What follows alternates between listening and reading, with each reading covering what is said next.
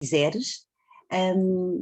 E vamos dar então início a mais uma sessão do nosso ciclo Cidadãs, Cidadãos e Cidadania, uma sessão, digamos, suplementar, que tem a ver com uma parceria entre a Biblioteca de Alcântara e a UMAR, de que muito nos orgulhamos, e ainda fizemos só duas sessões que têm exatamente a ver com este ciclo que nós estamos a desenvolver sobre cidadania, mas havemos de desenvolver esta parceria também noutras frentes.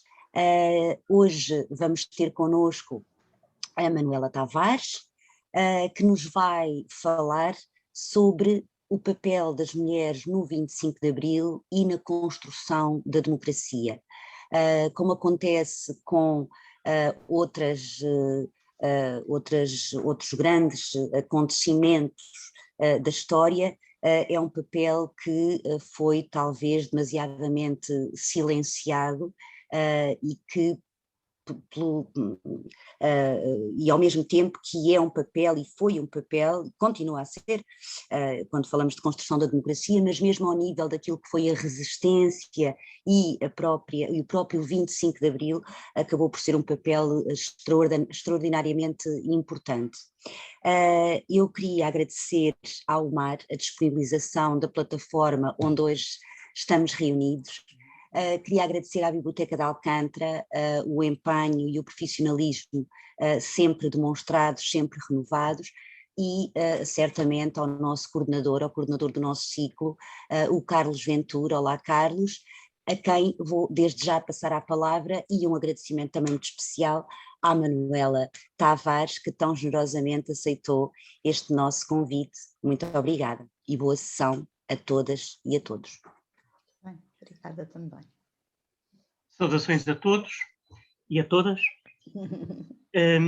Esta é uma sessão que vai olhar para o outro lado da Lua, às vezes escondido, cada vez mais presente, e temos connosco Manuela Tavares.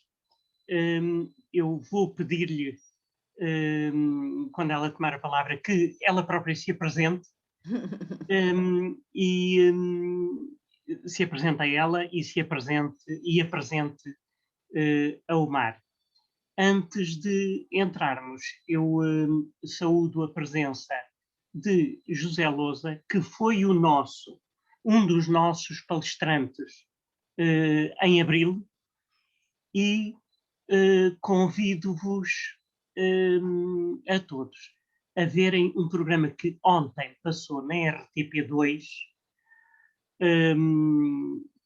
Passaram dois programas muito interessantes ontem. Um acerca do movimento associativo dos estudantes na Faculdade de Direito de Lisboa, 1914 até 2014, penso que é esse o ciclo de tempo,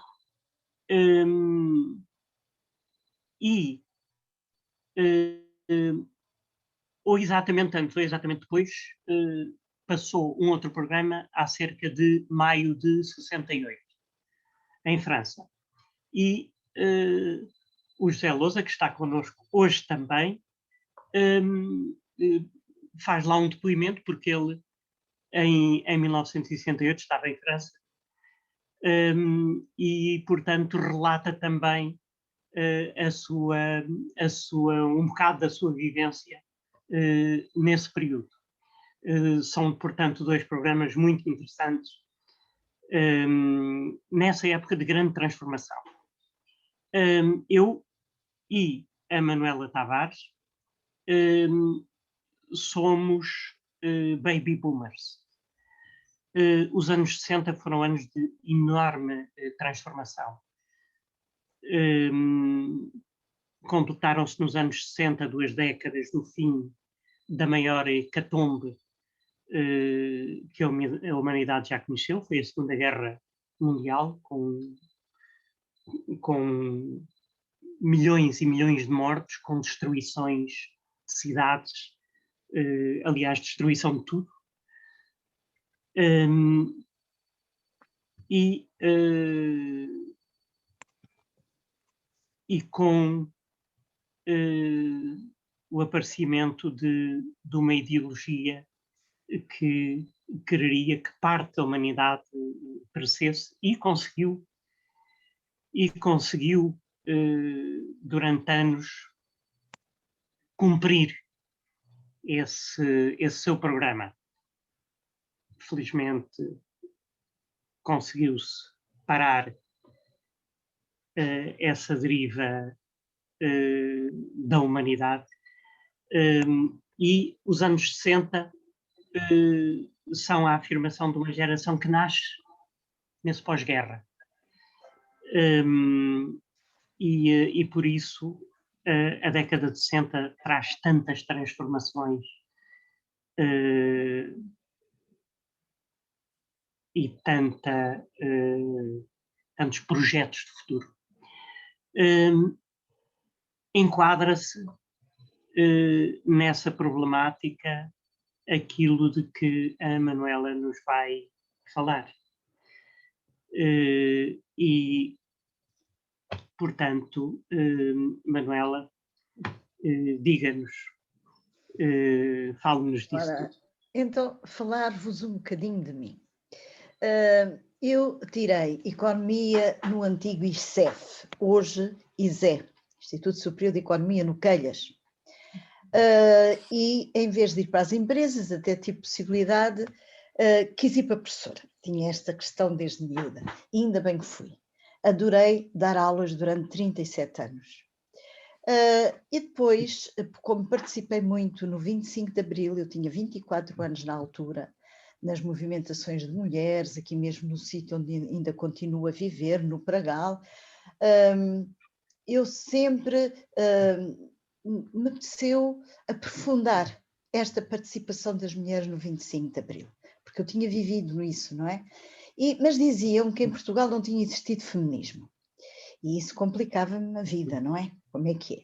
E por isso, quando na Universidade Aberta abriu o mestrado e depois o doutoramento em estudos sobre as mulheres, decidi avançar, mesmo já com uma idade avançada, mas porque eu queria aprofundar, eu queria compreender porque é que não tinha havido feminismos em Portugal. Vocês depois podem me perguntar isso se quiserem, não é? Só para tentar dialogar um bocadinho mais convosco. Portanto, neste momento, sou uma das fundadoras da UMAR, em 1976, tenho acompanhado a vida da associação durante todos estes anos. Neste momento sou investigadora no CIEG, no Centro Interdisciplinar de Estudos de Género do Instituto Superior de Ciências, Instituto Superior de Ciências Sociais e Políticas. Mas, quer dizer, eu devido esta minha vida entre a academia e o ativismo, porque foi sempre isso que também quis fazer. Sobre a UMAR, muito bem, foi criada em 1976, eu costumo dizer que o 25 de Abril está no ADN da UMAR. E porquê? Porque as mulheres que formaram a UMAR vieram das lutas a seguir ao 25 de Abril, nas lutas nas empresas, portanto, nas fábricas, nos bairros sociais, em especial nos bairros. E a UMAR teve esta característica de ter essas mulheres connosco no início. Claro que depois as lutas foram esmorecendo e também muitas dessas mulheres, embora nos continuem a gostar de nós, nem sempre estão ativas neste momento. Entretanto, outras mulheres vieram, outras jovens vieram, o que foi extremamente importante. E agora, para resumir, o que é que a UMAR faz neste momento? Muita coisa. Tem intervenção nas escolas, na área da educação e cidadania. Neste momento, inclusive, estamos muito orgulhosas, entre aspas, porque temos umas bandas desenhadas para o primeiro, segundo e terceiro ciclo, que foram, diremos, todos os seus conteúdos foram feitos em equipa, muito com os contributos da Olímpia Pereira numa das bandas e noutra fui eu. Temos neste momento ainda não temos os 5.000 exemplares de cada publicação pela Câmara Municipal de Lisboa, mas vamos ter. Mas já temos para distribuir nas escolas e fazer sessões nessas escolas.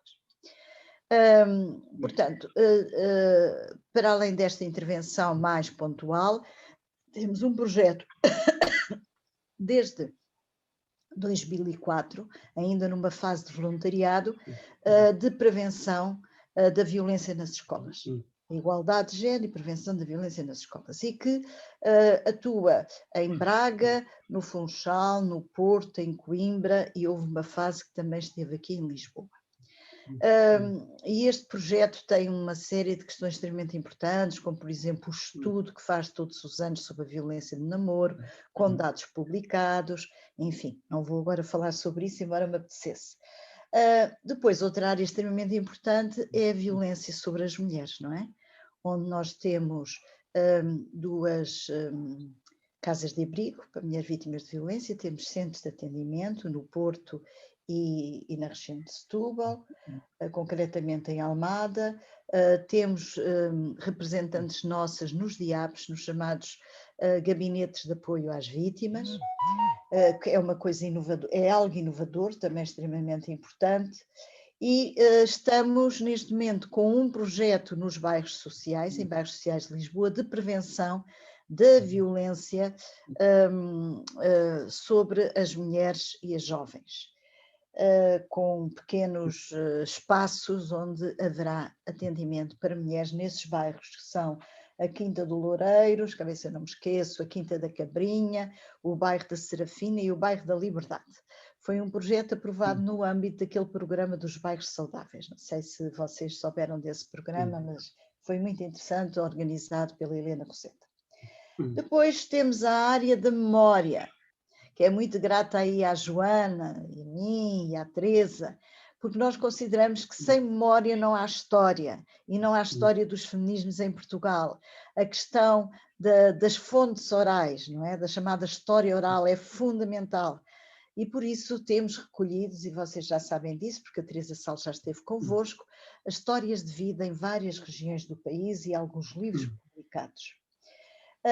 Temos também a área da cultura feminista, através de muitos eventos que a Joana Salles dinamiza e a Olímpia, através do Centro de Cultura e Intervenção Feminista em Alcântara, e temos também uma intervenção junto às mulheres rurais no Distrito de Viseu. Neste momento estamos a colaborar com um projeto, uma associação sediada nesse concelho, no Concelho de São Pedro do Sul, mas é assim, são muitas coisas, mas nós sentimos muito gratificadas de termos força ainda para desenvolver todo este trabalho.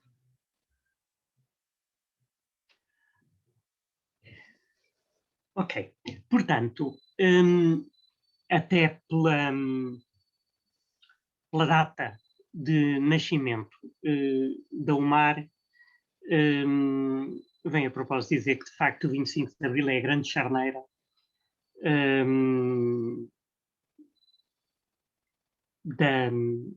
da segunda metade do século XX em Portugal, e não só porque o 25 de Abril desencadeou, inclusivamente, processos noutros países, e foi um laboratório vivo, maravilhoso para quem o viveu. Então, o que é que era mais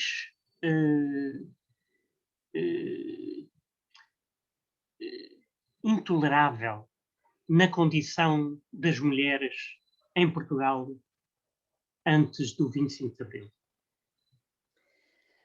Bem, eu acho que falar desse longo período de ditadura fascista em Portugal e da submissão das mulheres é algo importante, senão nós não percebemos que salto é que as mulheres deram com o 25 de Abril. É preciso, embora com limitações, e lá iremos, não é? Nós sabemos que nesse período de ditadura, para além da falta de liberdades que atingia toda a população, existia uma ideologia muito marcante no Estado Novo sobre a situação das mulheres, sobre a sua condição. E desde pequenas, na escola primária, assim se dizia, eu ainda fui educada dessa maneira, os livros colocavam a mulher na situação de fiéis servidoras do marido, dos filhos e até da pátria, não é? E lembremos-nos desses livros, não sei quem é que aqui estudou neles, o José Lousa, certamente, não sei se o Carlos Ventura e outras pessoas, em que nós tínhamos o discurso da Emilita, que a Emilita era uma menina muito bonita. E era muito bonita porquê? Porque ajudava a mãe a limpar a casa. E via-se a Emilita ajudar a mãe a limpar a casa. E assim como existia aquela célebre figura do homem entrar em casa, cena rural, com a enxada às costas, não é? E os filhos a levantarem-se para o receber. E o crucifixo lá no fundo, em destaque. E a mulher a retirar o comer do lume, já com a mesa posta. Portanto, é assim que nós mulheres fomos educadas, desta forma. Então, e esta ideologia enraizou-se muito. E por isso o 25 de Abril trouxe a tal liberdade de se poder ser aquilo que nós quiséssemos. Melhor dizendo, para além da liberdade, para além de libertar a palavra, das mulheres terem a palavra nas grandes assembleias, em sindicatos, em comissões de moradores, as mulheres tiveram essa liberdade de ser elas próprias. No entanto, e agora eu baseando-me até na experiência que tive aqui na zona onde eu moro, no Pragal, recentemente publiquei um pequeno livrinho sobre a participação das mulheres no 25 de Abril no Pragal. O que é que acontecia? Elas vinham para a alfabetização, eu dava alfabetização, mas vinham sempre a correr, porque tinham que ter posto a mesa e o comer à disposição do marido e dos filhos quando eles chegassem. Portanto, o que é que acontecia? A democracia fazia com que elas pudessem vir para a rua, vir à noite para a alfabetização, mas a democracia ainda não tinha entrado dentro das suas casas, não é? Porque eu estou a falar isto em setores populares, não é? Não quer dizer que nos setores, nas elites mais intelectualizadas e tal, as coisas fossem da mesma maneira, mas nestes setores populares era assim. E eu senti muito isso, porque nas reuniões do núcleo da UMAR do Pragal, onde eu e mais uma outra levávamos uma ordem de trabalhos muito bem estabelecida, elas davam cabo dessa ordem de trabalhos. Porquê? Porque elas queriam falar dos seus problemas, dos problemas do privado, que nós, como associação de mulheres, ainda não tínhamos integrado dentro de nós aquele lema do feminismo de segunda vaga de que o pessoal é político, não é? E como isso acontecia, surpreendíamos-nos, mas depois refletíamos. Realmente, elas tinham problemas na sua vida privada que ainda as impedia da plena cidadania. Embora existissem situações que foram forçadas mesmo pela situação. Por exemplo, quando as operárias de Sogantal, no Montijo, quando os patrões abandonam a fábrica, e antes delas ocuparem a fábrica, porque ocuparam e ficaram vários meses a trabalhar com a matéria-prima que ainda tinham, e nós na UMAR vendíamos os fatos de treino delas no Rossio, venda direta. O certo é que elas tiveram que vir à noite para a porta da fábrica para impedir que os patrões levassem as máquinas e as matérias-primas. Ora, isso foi algo que as forçou a sair à noite para cá, de noite para casa e ficar uma noite fora de casa naquela situação. Claro que alguns maridos até iam depois com elas e colaboraram, mas isto foi uma afirmação delas próprias e da sua liberdade. Portanto, houve situações no 25 de Abril que forçaram a que as mulheres avançassem ainda mais. Porque nós podemos dizer que na ditadura salazarista, o feminismo das primeiras décadas do século, ou seja, o feminismo republicano, se diluiu na luta antifascista. Embora tivessem existido comissões de mulheres na altura das candidaturas do Norton de Matos em 1948 e do Humberto Delgado em 1958, o certo é que essas comissões eram pontuais, existiam naquela altura e depois deixavam de existir. Nós, desde o encerramento do Conselho Nacional das Mulheres Portuguesas em 1947, creio eu, às vezes pode haver aqui, peço desculpa porque não fiz uma coisa que eu aconselho sempre aos meus alunos, sabem o que é? É desligar o telefone. É pôr isto no silêncio. Eu estive em conversa convosco e não fiz isto, mas vou fazer agora. Peço-vos imensa desculpa. É imperdoável. Fiquei na conversa, ficámos muito bem, mas acabei por não colocar isto no silêncio. Mas já vai ficar. Pronto. Então, estava eu a dizer que... o que é que eu estava a dizer? Desculpem lá. Eu já não consigo. Ajudem-me lá. Que houve esses momentos, não é? Houve esses momentos, mas depois não tiveram grande consequência. Mesmo as greves estudantis, não é? De 1962, 1964, 1972, com grande participação de jovens raparigas, o certo é que contam-se pelos dedos, aquelas que ficaram nas direções das associações de estudantes, das suas faculdades, etc., não é? Não houve condições, como no maio de 68, para que se criasse uma massa crítica suficiente para a organização de um grupo feminista, do movimento feminista, como aconteceu em França e também em outros países, não é? Porque a ditadura cerceava todas as liberdades ao nível da comunicação social. Só quem podia ir à França, que trazia alguns livros mais revolucionários, e mesmo pessoas como a Maria Antónia Paula, que foram à França entrevistar os principais promotores do maio de 68 e escreveu um livro a dizer Revolução, meu amor. Quando foi publicado o livro em Portugal, foi censurado pela polícia política e, portanto, não teve continuidade na sua publicação.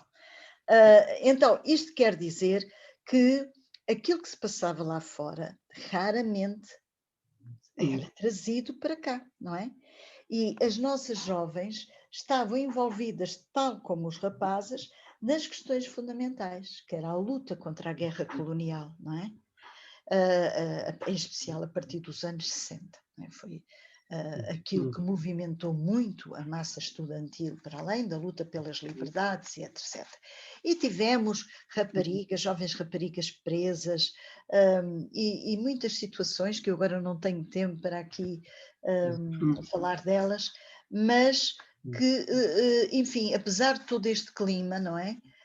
Não houve possibilidade disso. E depois do 25 de Abril, também é preciso dizer que, para além da UMAR, que não nasceu como uma associação feminista, é preciso dizer isso, não temos vergonha de o dizer, é a nossa história, mas assim que começamos a entrar na luta pela despenalização do aborto, logo ali em 1977, 78, quando se formou a CNAC, a Campanha Nacional pelo Aborto e Contracepção, em 1978, nós estivemos com outras mulheres, com outros grupos feministas, e foi aí que nós começámos a apreender as questões de que o privado era mesmo político. E surgiram outros grupos feministas, nós sabemos, para além do MLM, que foi uma associação muito importante, não durou muito, mas teve papel. Lembremos a célebre manifestação no Parque Eduardo VII, depois se quiserem eu posso falar sobre isso, ou se alguém esteve lá nessa altura também pode falar, e sabemos que esta luta pela despenalização do aborto foi muito longa, durou quase 30 anos, e que tem a ver com esta questão, é que no 25 de Abril as principais bandeiras políticas que existiam nas manifestações era salário igual para trabalho igual. Quando a CNAC quis entrar com uma faixa numa manifestação do 1º de maio, a dizer contracepção para não abortar, como é que era? Contracepção para não abortar, e despenalização, não, legalização do aborto para não morrer, fomos impedidas, conseguimos entrar, mas foi uma entrada forçada, porque os piquetes da CGTP não deixavam, porque aquela não era uma reivindicação, diremos, daquela massa de sindicalistas, de pessoas que, enfim, que estavam num determinado quadrante político e que achavam que estas questões não eram questões para serem colocadas naquela altura. E assim a luta pela despenalização do aborto foi demorando, até sabemos, só em 2007, não é? É que após um segundo referendo é que a lei finalmente foi aprovada. O Carlos queria falar, porque já entrou ali, já está a falar demais, não é, Carlos? Não. Não? Eu não me manifestei. Pareceu-me que sim, queria falar. Eu também agora não quero, também quero dar a oportunidade para você colocar questões e assim, não é? Ok. De facto, entre o grupo presente estão a Amélia Rezende e a Anabela Rezende que militaram no MLF, Ora, que Mouvement de bom. Libération des Femmes, em França. Muito bem. Enfim, nos anos anteriores ao 25 de Abril, e depois aqui formaram com outras amigas o MLM, Movimento de Libertação das Mulheres. Exatamente. E se elas quiserem, enfim, claro que podem dar também o seu contributo. Eu acho que era importante. Se vocês quiserem falar, eu sei mais coisas do MLM, claro, mas não através das vossas vozes. As vozes para mim foram as da Madalena Barbosa, pois ela faleceu, e foram a Teresa Horta. A Milena, exatamente. E depois a Teresa Horta. Mas as vossas vozes não ouvi e tenho todo o gosto em ouvir agora. Já agora, deixa-me lembrar algumas, como a Manuela disse, de facto, antes do 25 de Abril havia uma certa bolha na academia, que evidentemente tinha outra capacidade de intervenção que não noutros setores da sociedade. E, por exemplo, sendo uma mulher que não era de maneira nenhuma de esquerda, ou talvez por isso, Virginia Rao foi diretora da Faculdade de Letras. Eu por acaso ainda hoje estive a reler partes de um livro dela, acerca da história do sal, e houve, aliás, a Anabela, que está aqui presente, ela foi da direção do MAESL, Movimento Associativo de Estudantes do Ensino Inicial de Lisboa, portanto, secundário de Lisboa, portanto, isto, Anabela, se eu estiver enganado, diz-me, mas, portanto, ela deverá ter sido da direção talvez em 1967, 68, por aí. Houve outras amigas que foram, evidentemente, da direção de outras associações. De facto, é verdade, não havia muito. A Paula Fonseca foi da direção dos estudantes do técnico, em 66, 67, mais ou menos.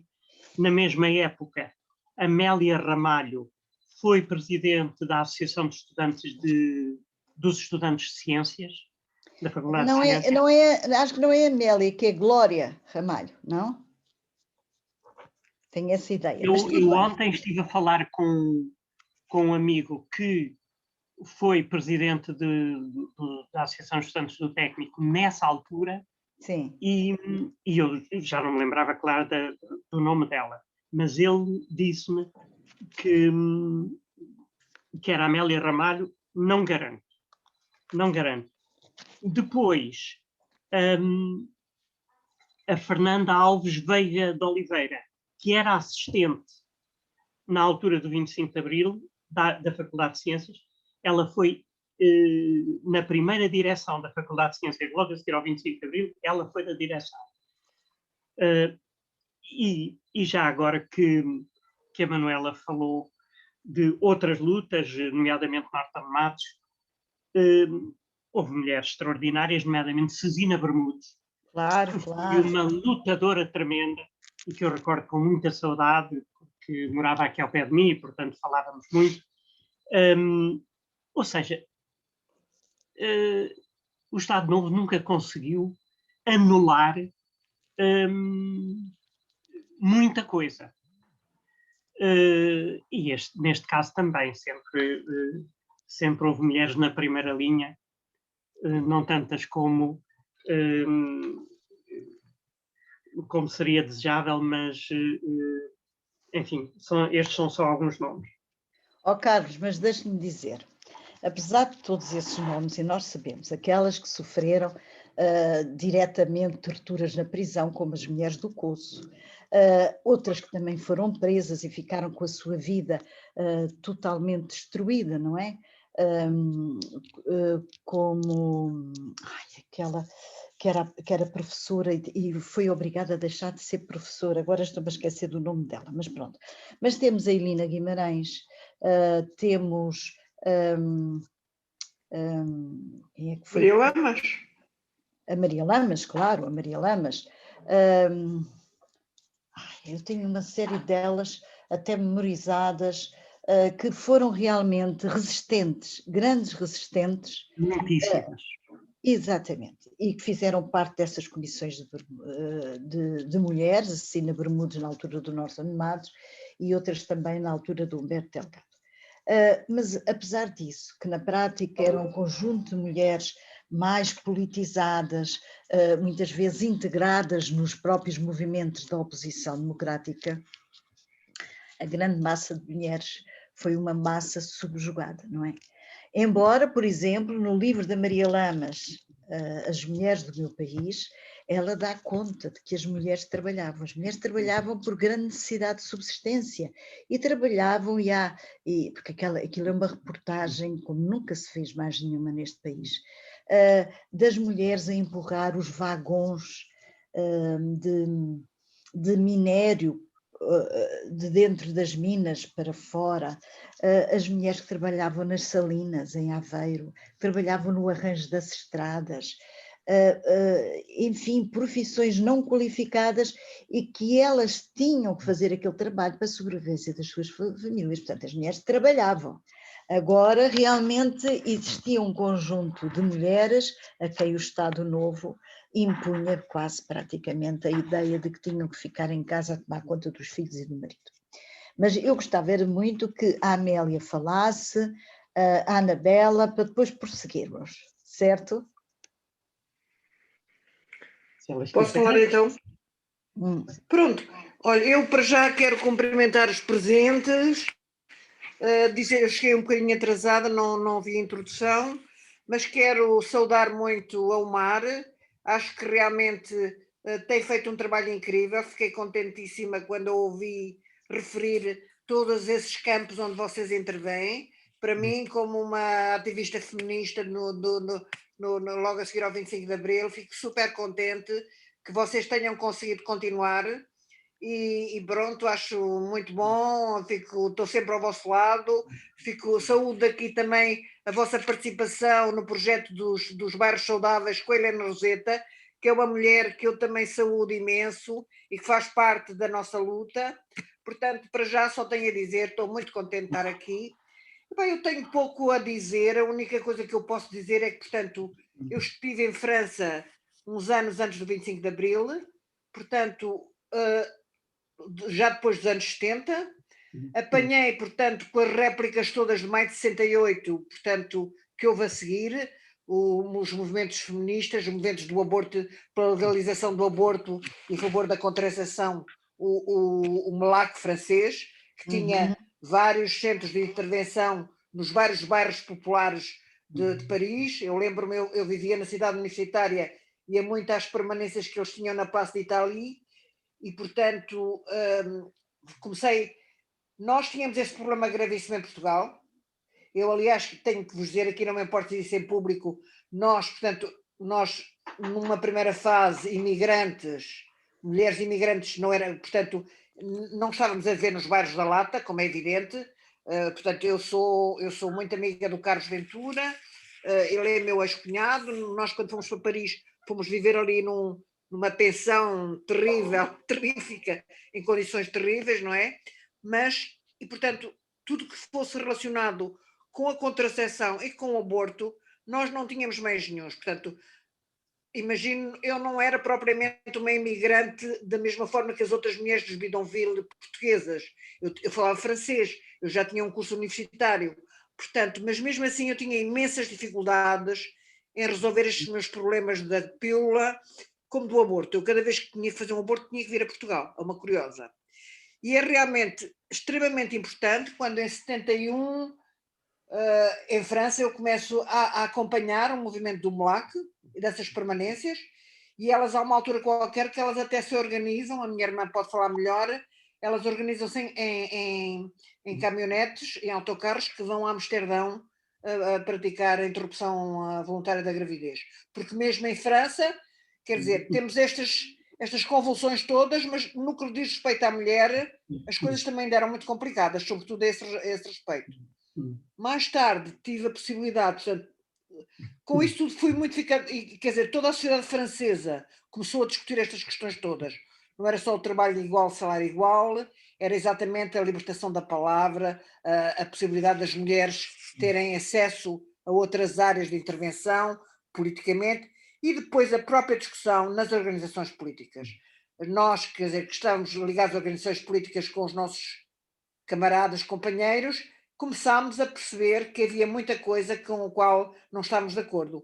E emerge daqui uma voz feminina. Isso vai ter muita influência, porque, portanto, depois na minha adesão, na minha colaboração com o MLF na altura estão a traduzir as novas cartas portuguesas, e pronto, e eu entro num grupo que está a colaborar nessa divulgação e nessa intervenção. Quando venho para Portugal, só dizer rapidamente, a Manuela perguntou, também estive nessa manifestação das mulheres no célebre janeiro de 75. Portanto, isto é para as mais novas também, elas com certeza já ouviram falar, mas é o Expresso que publica uma notícia em que diz que as mulheres vão fazer uma queima de sutiãs no Parque Eduardo VII. Isto leva, eu pessoalmente, até naquela altura tinha estado, pronto, também um pouco, já tinha conhecido a Teresa Horta, mas de raspão, e vou à manifestação, vou ver o que é. E fiquei completamente acabrunhada, humilhada, estupefacta com aquilo que eu vi. Eu vi um festival de machismo ao vivo. Os homens a gritarem, a fazerem gestos pornográficos, a sacudirem o carro. Elas eram 7 ou 8, que estavam, portanto, vestidas com símbolos da opressão das mulheres. Havia uma vestida de noiva, havia outra, pronto. Eu não vou estar a descrever muito isso, há documentos sobre isso. O Adelino Gomes é até a pessoa que esteve na altura a fazer a cobertura do facto.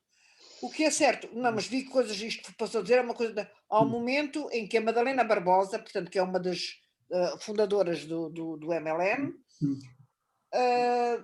tem os filhos, ela tinha 6 filhos, tinha acabado de separar do marido, e estamos no Parque Eduardo VII, na parte lá em cima, estão as 6 crianças metidas na diane dela, e aqueles homens todos, alguns a tirarem as berguilhas, a abrirem as berguilhas, quer dizer, em gestos completamente escandalosos, começam a sacudir o carro das crianças.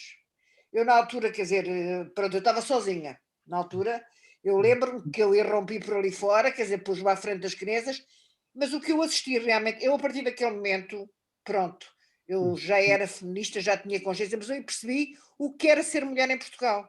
Uma coisa é os manuais escolares, aquilo era lá para trás dos montes e tal e tal. O que a gente, quer dizer, nós éramos dos centros urbanos de Lisboa, tínhamos uma outra visão das coisas. De repente ali eu vi a imagem ao vivo do que era a violência, eles eram capazes de ser violentos na rua. Portanto, isto é só para dizer este apontamento. A partir daí, como é evidente, logo nessa tarde juntámos em casa da Madalena Barbosa e começámos então o movimento, não é? Teria muita coisa a dizer sobre isso, vou deixar que outras pessoas falem também, podemos intervir mais à frente. Muito obrigado. Olha, muito obrigada, Amélia. Foi extremamente importante esse relato na primeira pessoa do que é que aconteceu. Porque realmente o Adelino Gomes também dá uma ideia do que eram os homens em Portugal depois do 25 de Abril. Surgiram alguns artigos na comunicação social mostrando isso. E pior que isso, posso lhe dizer, porque isso agora não foi um testemunho direto, mas através do estudo que fiz, as reuniões que existiram na comissão, na chamada Comissão da Condição Feminina, que hoje é SIG, há uma reunião em que uma associação apresenta uma moção de solidariedade com o MLM por aquilo que tinha acontecido. E a moção não é reprovada, mas tem o voto contra do MDM, da Associação das Mulheres Agricultoras, mas isso já era de esperar, e de mais uma outra associação. E a justificação era que elas tinham feito um ato que não tinha a ver bem com a mentalidade existente em Portugal. Sinceramente, isto é uma coisa, as mulheres quererem apenas, porque era o que elas queriam, colocar dentro de um latão os objetos que eram ainda que simbolizavam ainda a opção das mulheres, as grinaldas de noiva, os brinquedos para meninas e para meninos, a pá, a vassoura, o balde, exatamente, tudo isso, como é que é possível, como é que isso teve uma reação tão machista e depois sem a solidariedade também das outras associações. A UMAR ainda não era formada, só nos formámos em 1976, 12 de setembro, mas é um facto que foi algo muito triste mesmo. Não, e culturalmente, Manuela, culturalmente é assim, a abertura que a manifestação das mulheres, elas eram 7 ou 8, a abertura que elas fizeram na altura, quer dizer, punha em questão também as próprias organizações das outras mulheres, entre aspas, porque era trabalho igual, salário igual, e não se passava disto praticamente. Pois era isso e mesmo. punha em questão também o papel de machista dos homens nas organizações políticas, mesmo de esquerda, quer dizer, aquilo era uma espécie de um corte transversal de cima a baixo. E por isso foi tão mal entendido, por um lado, aquilo virou chacota, e há uma coisa que eu, aliás, neste momento estou a preparar um trabalho sobre isso, que é o Expresso nunca se retratou. O Expresso teve um papel fundamental, porque ele é que diz vão queimar sutiãs, quando nunca se falou em queimar sutiãs. Vamos mostrar quais são os símbolos da opressão da mulher. E é o Expresso, um jornalista, que dá a volta a isto. E isto nunca houve um autorretratamento em relação a esta situação, mesmo num jornal como o Expresso, do Pinto Balsemão. Pronto, só tenho a dizer isto. Olha, Amélia, se quiser depois estar connosco, nós também temos documentos no nosso centro de documentação e arquivo feminista, e estar lá connosco, gostávamos muito de receber lá, está bem? Sim, senhora, com todo o gosto, sim, senhora, obrigado. Muito bem. Nossa, Anabela, se houver outras pessoas para falar, eu também tenho mais coisa a dizer, mas já agora, se houver outras pessoas que queiram intervir... A Anabela Cabral, não? Sou eu. Anabela Cardoso. Quero lá ver se eu... Vou só dizer uma coisa muito, muito rápida. Então, boa tarde a todos. Boa tarde. Bem alegre de estar a ouvir esta conversa. Não é assim tão vulgar, apesar dos anos que já passaram. A minha intervenção é mesmo muito curta. Eu só queria relembrar uma coisa, é que em 75 e 76, depois vim embora, portanto não sei o que é que aconteceu exatamente, mas também houve uma grande expressão das pessoas a partir de 76, 77. O MLM tinha uma secção, uma parte da sua estrutura que funcionava sobre a legalização do aborto, contracepção e legalização do aborto. E devo dizer que, portanto, foi uma das secções que eu acho que melhor funcionou, era muito eficaz no sentido em que, ponto 1, era constituída basicamente por toda a secção era constituída por estudantes de medicina que já estavam praticamente nos últimos anos e, portanto, sabiam muito bem o que é que estavam a fazer. Fazia-se os abortos e faziam-se abortos quer na sede do MLM, quer na casa das pessoas, quer nos sítios mais improváveis, quer as nossas próprias casas, onde fosse possível, onde na altura fosse possível. E eu lembro que esta luta foi em 75, 76 e que se fizeram, que não só se faziam os abortos, portanto se ajudavam diretamente as pessoas, como isso servia como base para uma discussão mais alargada, não só com essas pessoas que necessitavam de fazer os abortos, que eram de tudo, desde jovens adolescentes, mães de família, abusos familiares, houve de tudo, prostituição, havia de tudo. E não havia ali nenhum, vamos lá ver, não havia ali nenhum espírito de classe. Não eram as mulheres trabalhadoras, nem eram as outras, eram as mulheres. As mulheres nas suas imensas facetas de toda a hora. E, portanto, eu queria só relembrar isso, que em 75, 76, no MLM, já se fazia esse trabalho. E pronto, eu depois perdi de vista e sei que a maioria das médicas, praticamente médicas, que na altura faziam parte dessa secção, vai lá, foram fazer o trabalho à periferia. Portanto, se vocês estão lembrados, a seguir ao 25 de Abril, os médicos foram todos colocados na província. Era obrigatório fazer 2 ou 3 anos de prática clínica na província. E eu, mais tarde, também me mudei para a província e mais tarde vim encontrá-los, algumas delas, porque eram só elas, essa que é a verdade, não é? Vim encontrá-las nos sítios para onde eu mudei, Eu só queria acrescentar uma coisa, portanto, era um pequeno reparo relativamente a esta situação, para que a memória também não se perca. Isto existiu, foi assim, durante pelo menos 2 anos, nós fizemos este trabalho em conjunto. E andámos por muitos sítios também.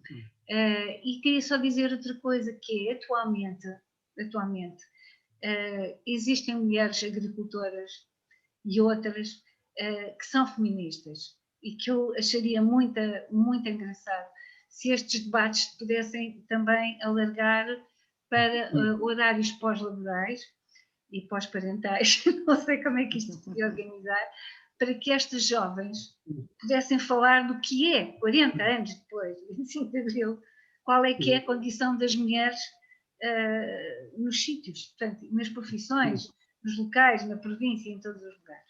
Tive imenso gosto, beijinhos para todos, não vou dizer mais nada, tá? Muito obrigada. Anabela, muito obrigada. Eu faço o mesmo convite que fiz à Amélia, para nos encontrarmos, porque é preciso registar a memória de tudo isto, porque senão perde-se, não é? Perde-se. E quando você fala dos abortos que eram feitos, eu tenho o testemunho de abortos na Clínica Popular da Cova da Piedade, onde se faziam também abortos por médicos estudantes nos últimos anos, e nós aqui na Cova da Piedade tivemos um casal de médicos belgas que trouxeram o método da aspiração como a grande inovação, não é? E fizeram-se abortos aí. E em determinada altura, quando a Maria Antónia Paula e a Maria Antónia de Sousa fazem um programa para a televisão, já depois do 25 de Abril, sobre o aborto clandestino em Portugal, dizendo que as mulheres ainda morriam de aborto e que havia aborto clandestino, etc., etc., elas foram processadas, como vocês sabem, foram julgadas, e esse processo de solidariedade para com elas fez com que a CNAC, a Campanha Nacional pelo Aborto e Contracepção, e outras associações, o caso também da UMAR, solidarizasse, e teremos aí como que o início da campanha pública, não é? Pela despenalização do aborto em Portugal. Por isso vocês estão ligadas, não é? A esse movimento que se criou de apoio às mulheres, e que é extremamente interessante. São coisas que passam, não são regestadas, e é uma pena. Só gostava de dizer mais uma coisa, se não houver ninguém para falar, não sei se estou aqui a ver outras pessoas que quiseram intervir. Diz Amélia, e depois o Zé Louça pediu para falar, mas diz Amélia. Não, eu só queria dizer aqui uma coisa que achei interessante, fui ouvindo as várias coisas que a Manuela disse, e houve uma coisa que me chamou a atenção, desde logo, quando ela fala que, portanto, que ao princípio, quando tinham aquelas permanências, que tinham uma ordem de trabalhos, levavam uma ordem de trabalhos enquanto organização política, de certa forma, e que depois que essa ordem de trabalhos que era completamente subvertida pelas intervenções do cotidiano das mulheres.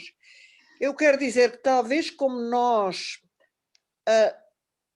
quer dizer, para já, nós éramos muito poucas, nós éramos umas 8, 10 mulheres que nos reunimos a seguir essa manifestação, portanto já havia um pequeno núcleo, 3, 4 pessoas, com a Madalena Barbosa, e depois logo a seguir juntou-se aí um grupo de 8, 10 pessoas, fizemos uma ocupação de uma sede na Pedro Álvares Cabral, exatamente. Era onde se passavam, exatamente, quando a Anabela Rezende fala desse grupo do aborto e da contracepção, elas colaboraram com a Cova da Piedade, e lá também o processo era um processo por aspiração, por aquelas campânulas. Eu só quero dizer uma coisa, portanto, a ver se eu não me esqueço. Quando referiu que perceberam que o privado que era público, talvez o MLM tivesse tido essa nota diferente.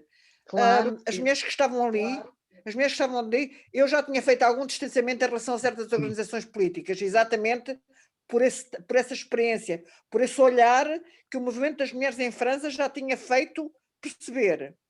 E, portanto, a maior parte das pessoas que estavam ali, das mulheres, nós tínhamos um grupo muito importante, tínhamos vários grupos, era incrível a dinâmica. Tínhamos o grupo do aborto de contracepção, tínhamos os grupos de consciência. Os grupos de consciência eram pequenos grupos de 4, 5, 6 mulheres, onde as mulheres falavam da sua vida privada. E, quer dizer, as pessoas só falavam se queriam, e íamos partilhando histórias de vida, e continuo a dizer, para mim foi uma marca incrível. E ainda hoje trabalhar com as mulheres é uma coisa diferente. Cria-se uns laços de intimidade e de proximidade, exatamente porque as mulheres são capazes de libertar a palavra a esse nível. Portanto, desde o princípio político, o privado era político. E nós partíamos do privado para politizar as questões. Todas as questões da organização, por exemplo, no MLM não havia uma direção. Eu sei. Havia assembleias gerais, que na altura não eram mais que 20, 30 pessoas. E depois havia formação de pequenos comitês, de pequenos grupos, de acordo com as afinidades e com a preparação de cada uma. Eu, por exemplo, eu nunca estive no grupo do aborto. Eu não queria nada a ver com aquilo. Falava com as mulheres que iam abortar, tentávamos, quer dizer, politizar a questão e tentar perceber, mas, por exemplo, os grupos de consciência em que as mulheres partilhavam, e eu acho que isso foi extremamente importante para politizar o movimento e para nós crescermos, porque, por exemplo, não era só os grupos de consciência, nós tínhamos sempre um grupo de apoio às mulheres vítimas de violência doméstica. O primeiro abrigo de mulheres batidas foi na sede da Pedro Álvares Cabral, no MLM. Nós trabalhámos com o grupo do Ninho das Prostitutas. Nós tivemos prostitutas, mulheres que tinham situação de violência, com quem conversávamos. Portanto, havia uma multiplicidade de aspectos e nós tínhamos por exemplo, falou da Sogental, nós também tivemos em contato com a Sogental. Nós demos conta dessa dificuldade que elas tinham de ir à noite para a fábrica, porque os maridos, isso não, ocupar a fábrica ainda era uma coisa, agora ir à noite sair, isso não podia ser. Portanto, só para dizer que, quer dizer, foi um laboratório muito importante dessas coisas todas, e que já na altura depois fizemos uma editora, fizemos um festival, um congresso internacional, tivemos as televisões todas do mundo inteiro em cima de nós, só em Portugal, pronto,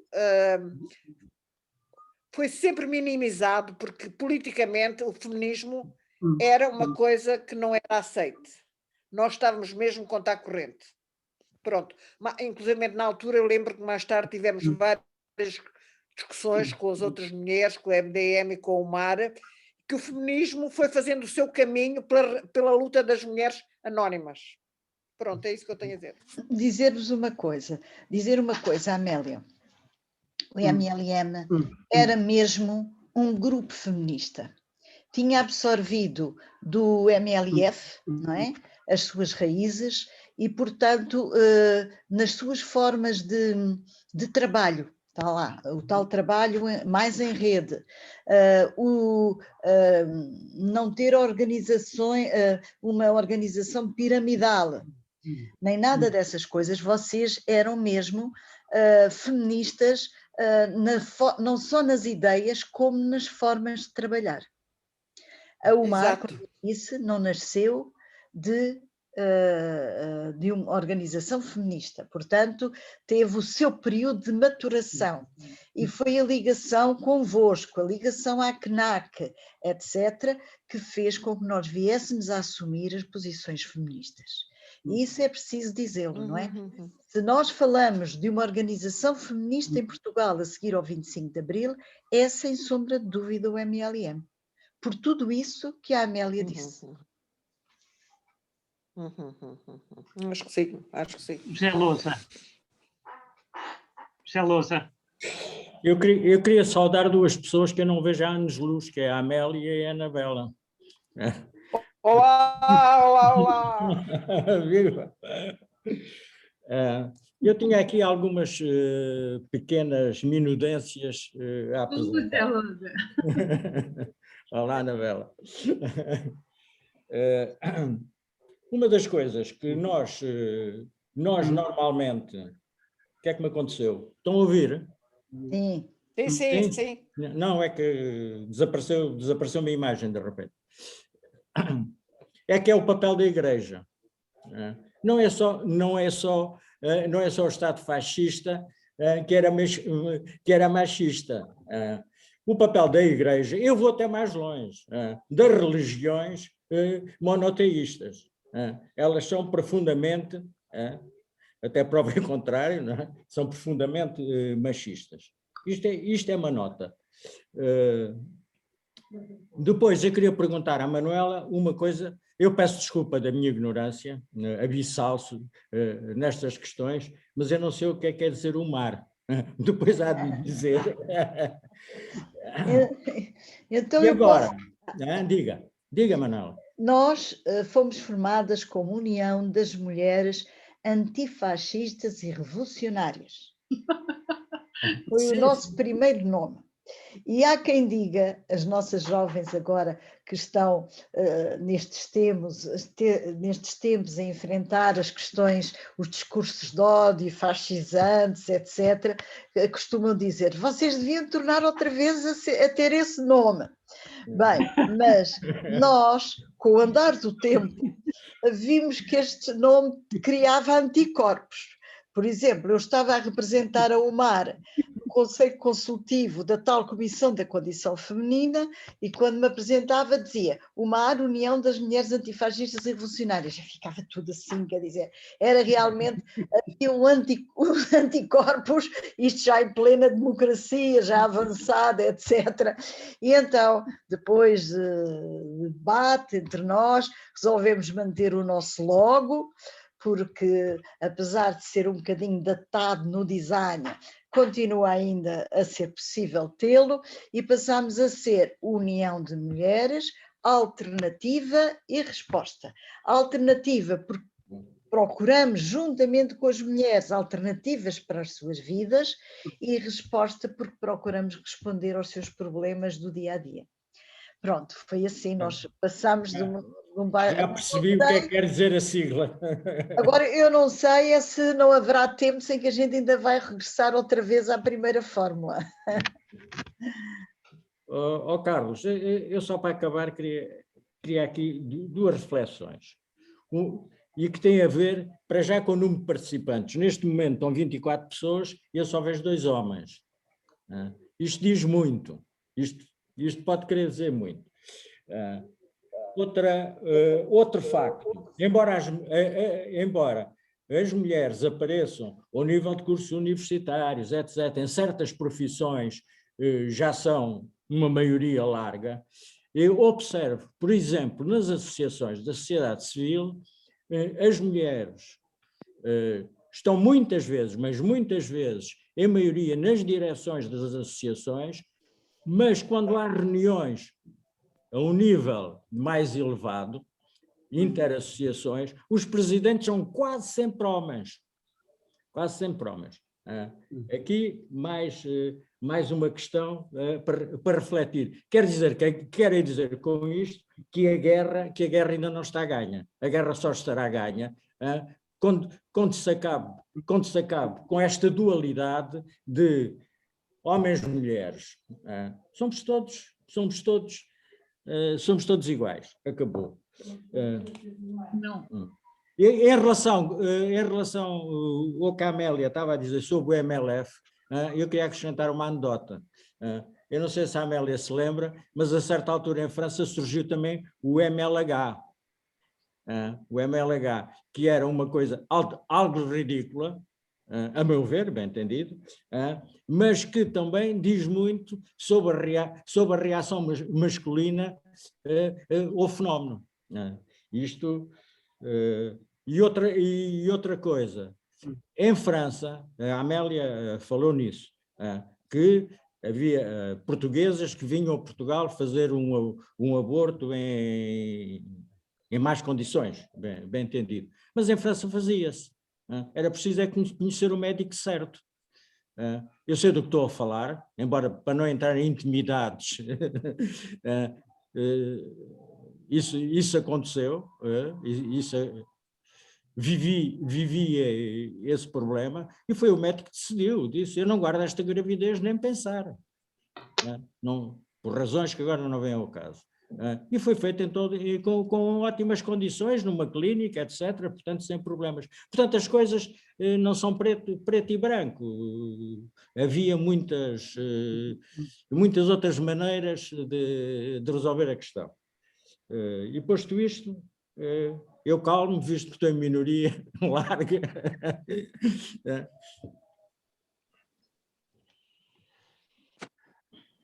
Carlos, é a sua vez agora de me fazer mais perguntas. Eu podia responder já ao José Lousa, mas não quero estar a usurpar da palavra sem que...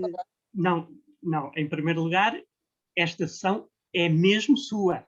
É mesmo minha? É mesmo sua. Está bem. Mas eu queria pôr-lhe uma questão que não é especificamente portuguesa, é europeia. Sim. É portuguesa então também. Quer-nos comentar o Sofagate? Olha, desculpe. Ok. Sofagate. Foi aquela cena bizarra da presidente. Já sei o que é. Agora não estava a perceber que se chamava Sofagate. Bem, então, começando por essa questão, é um facto que houve quem dissesse, foi distração por parte do país acolhedor, mas não foi. O que aconteceu é que foi intencional. Foi intencional porque uma reunião europeia, enfim, com ideias um pouco mais libertas sobre as questões das mulheres, foi feita num país com outra ideologia e eles quiseram mostrar que naquele país era assim. Não é? Portanto, não foi um ato de distração, foi assim. É lógico que nós temos que perceber o seguinte, que os feminismos, e agora entrando na parte dos feminismos, e desculpem lá, mas eu tenho que dizer aqui uma coisa que o que é que o feminismo é para a UMAR, ou o que é que nós entendemos por feminismo? Nós até costumamos dizer que o feminismo é a luta pelos direitos das mulheres, ponto final. E, portanto, os homens que queiram lutar pelos direitos das mulheres, como direitos humanos, etc., também são feministas. Mas eu tenho aqui, da Isabela Allende, um pequeno parágrafo que ela coloca no livro que publicou em 2020, que é As Mulheres da Minha Alma, e eu identifico-me tanto com isto, e muitas companheiras da UMAR, que vos queria ler. O feminismo é como o oceano, fluido, poderoso, profundo, e tem a infinita complexidade da vida. Move-se em ondas, correntes, marés e às vezes tempestades furiosas. Como o oceano, o feminismo não se cala. Eu acho que isto é uma metáfora maravilhosa, maravilhosa. E isto era para introduzir o seguinte: nós temos que ter em consideração que as mulheres lutam de forma diversa no mundo. E nós, europeias, não temos que dar lições de feminismo às mulheres islâmicas, ou às mulheres da Ásia, ou às mulheres da América Latina. Não temos que dar, porque as mulheres, consoante a situação política em que vivem, que às vezes é de uma enorme complexidade, têm as suas próprias formas de lutar. E de certo que essa atitude do tal Sofagate foi altamente, comentada, muito bem, mas não sei até que ponto as mulheres islâmicas tiveram a mesma opinião. E porquê? Porque elas podem estar viradas para outras questões. Nós muitas vezes dizemos o véu, não é? O véu, e como aconteceu em França, e o véu islâmico é algo que tem que ser condenado, é verdade, tem que ser condenado e tal, representa menos liberdade para as mulheres. Mas, e eu posso-vos dizer que já estive num debate muito aceso em Londres, no Fórum Social Europeu, em que existiam mulheres imigrantes que viviam em Londres, e depois existiam as francesas que estavam também nesse fórum, não é? Extremamente fustigadas com o véu e não sei o que mais, e as outras, de certo modo, a defenderem o véu. E feministas. E agora pomos assim, quem é que tem razão, não é? Porque às vezes consideram que o véu é uma forma de proteção das mulheres, etc, etc. Pronto. Podemos não concordar, mas temos que respeitar. Pronto.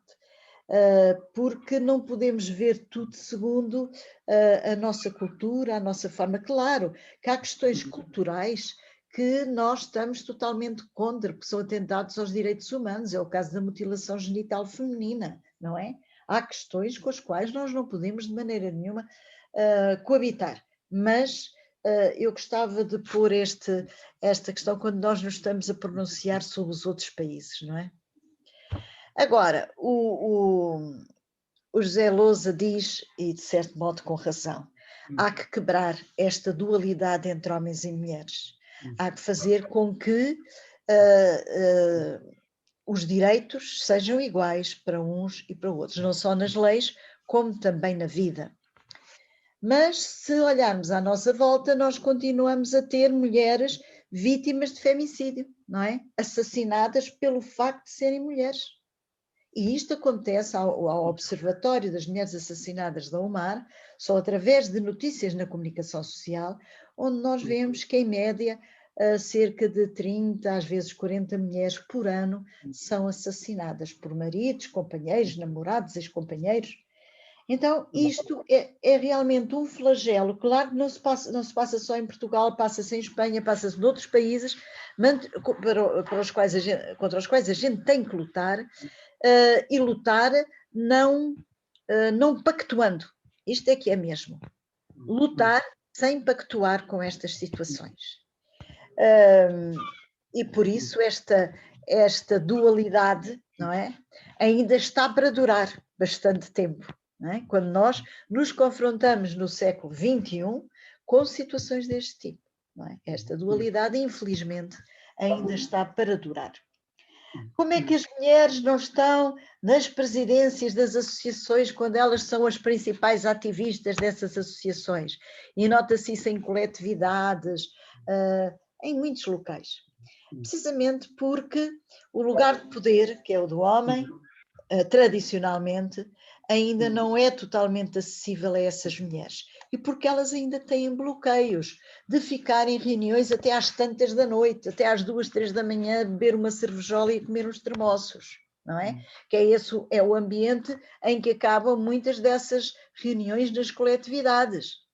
Portanto, é esta cultura ainda machista no exercício dos cargos de poder nessas associações, e estou a falar das coletividades Cultura e Recreio, e falando aqui também da minha zona, que também as conheço bem, mas existem outro tipo de associações, não é? Se nós virmos neste momento, as associações de estudantes ainda não têm muitas mulheres na presidência, e devemos interrogar porquê, não é? Porque aí necessariamente certamente não haveria tantos obstáculos. Porquê é que isso continua a acontecer? Está aqui uma Ana Santos a querer falar, não sei se... Quem é? Ana. Sou eu. Não, eu estava a ouvir muito atentamente tudo o que tem vindo a ser dito e achei muito curiosa a observação do José Lousa. De facto é verdade, estão em minoria e isso acaba por ser bem sintomático.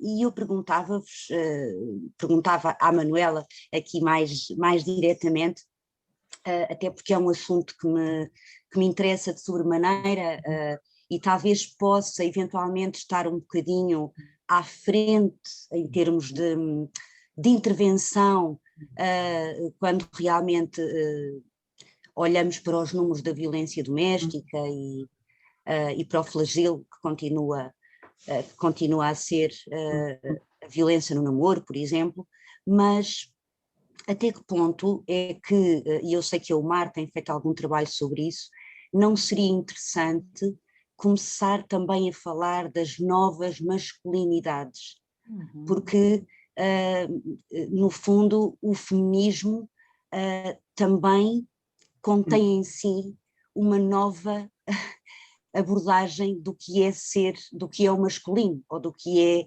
ser homem, não é? Porque no fundo toda a emancipação feminina também conduz a uma libertação de um padrão machista do homem, não é?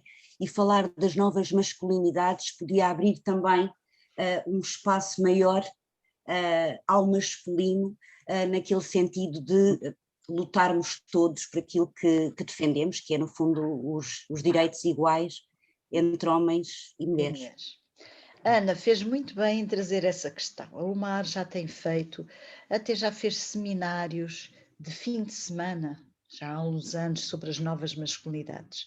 E estamos sempre preocupadas com isso. Por exemplo, quando vamos às escolas, procuramos sempre mostrar aos rapazes que eles também são vítimas desta sociedade, quando esta sociedade quer impor um modelo do que é ser homem. Portanto, um rapaz que chora ao ler um poema, um rapaz que gosta de fazer balé, um rapaz especialmente sensível, muitas vezes sofre bullying, não é? Por parte dos outros. Então, isto é importante ser dito, que os jovens também são vítimas desta forma de construir a masculinidade. Não sei se sabem, a professora Lígia Amâncio foi das primeiras pessoas que em Portugal abriu o debate sobre esta questão com aquele livro Aprender a Ser Homem, não é? Porque é assim que a sociedade impõe aos rapazes, aprender a ser homem. Para seres homem tens que ser assim. Isso é mesmo muito importante. Por exemplo, agora, neste projeto, vai ser muito difícil, mas neste projeto dos bairros sociais, uma das atividades que nós vamos fazer é precisamente atividades com homens.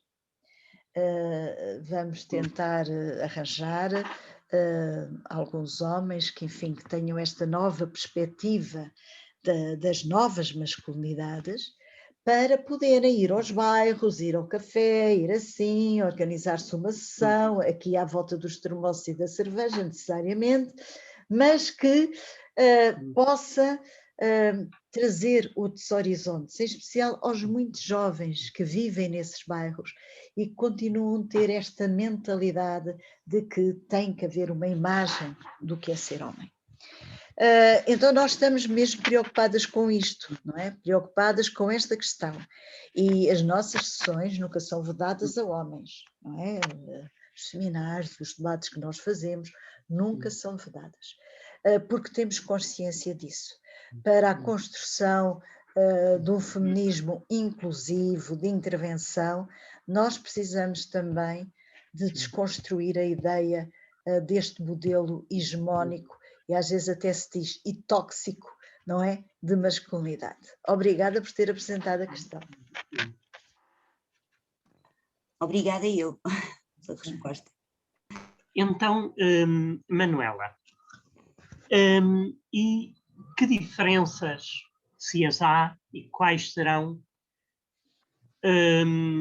quando numa organização ou numa direção está uma mulher ou está um homem?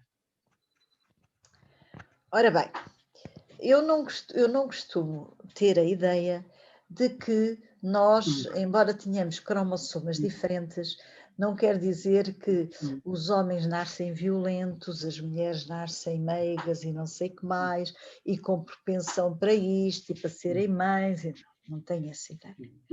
Temos, no entanto, uma coisa muito importante que é a socialização.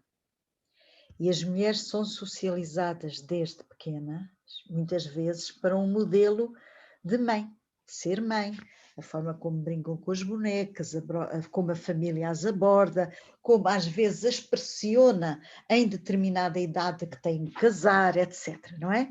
Portanto, este processo de socialização traz às mulheres determinada forma, às vezes, de estar e de ser. Esse processo de socialização também faz com que as mulheres tenham múltiplas funções, não é? Qual é a mulher que não tem que tratar dos filhos, porque também há homens que colaboram, é lógico, eu estou a dizer no geral, não é? Estar a vestir o filho e ao mesmo tempo estar a fazer outra coisa, não é? Estar a agarrar no copo de leite e pôr não sei quanto, uma coisa de parte do frigorífico, porque tem que organizar o jantar. Estas múltiplas funções em que nós nos vamos socializando, pode acontecer que tragam modelos diferentes de organização e gestão. Mas eu também lanço muitos pontos de interrogação, porque muitas mulheres reproduzem os modelos masculinos, e não só desta sociedade capitalista, da forma como está organizada, etc., nas esferas do poder. Nas esferas do poder. E não tem grande diferença em relação ao homem, a não ser ter uma cara diferente e vestirem de uma forma diferente.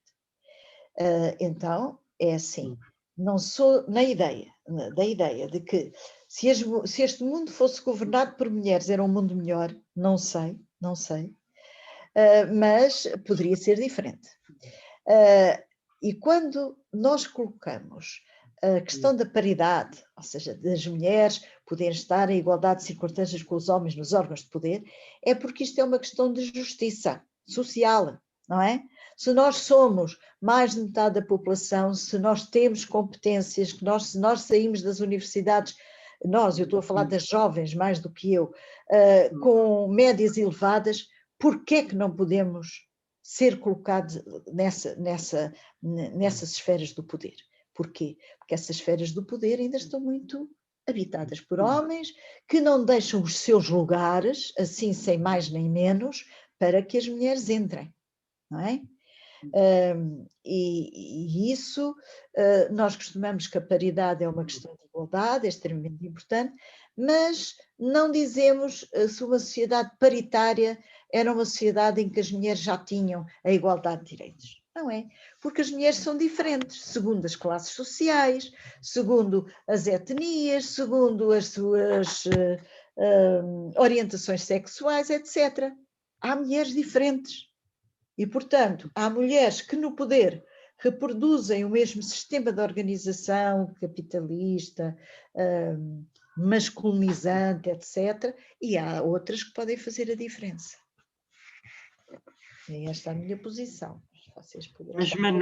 Mas, Manuela, quando há, como disse agora, uma organização, um comportamento masculinizante, então como é que uma organização pode ter pode ser feminilizante? Que diferença é essa? Feminilizada. Olha, em primeiro lugar, as formas de gestão têm que ser e de organização mais horizontais. Tal como a Amélia, desculpa Amélia, você é Amélia quê? Amélia? Rezende. Amélia Cardoso Rezende. Amélia Rezende. Rezende, não é?